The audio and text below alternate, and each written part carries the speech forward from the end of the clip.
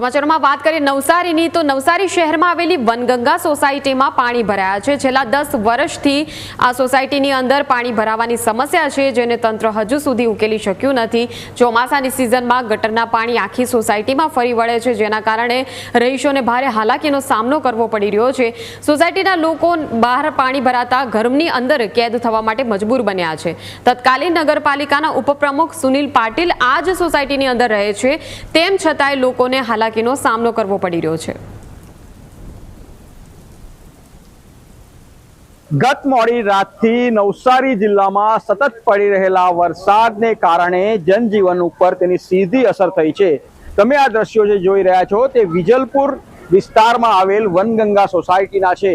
નવસારી મહાનગરપાલિકાનો આ વિસ્તાર છે કે જ્યાં તમે જોઈ રહ્યા છો કે સોસાયટીની અંદર પાણી ભરાયા છે, જેને પગલે લોકોને હાલાકીનો સામનો કરવો પડી રહ્યો છે। ડ્રેનેજનો યોગ્ય નિકાલ ન હોવાને કારણે આ પ્રકારની પરિસ્થિતિનું નિર્માણ થયું છે। ખાસ કરીને આ ગટરિયા પૂર જે આવ્યું છે, જેને માટે મહાનગરપાલિકાની જે કામગીરી છે તેની સામે સવાલો ઉઠ્યા છે।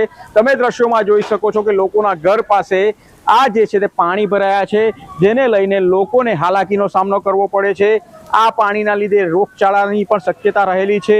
ખાસ કરીને જ્યારે વરસાદ આવે છે ત્યારે આ વિસ્તારમાં આ પ્રકારના દ્રશ્યો સામાન્ય બની ગયા છે, જેનું મુખ્ય કારણ યોગ્ય ડ્રેનેજ ન હોવાને કારણે આ પ્રકારની પરિસ્થિતિ બને છે।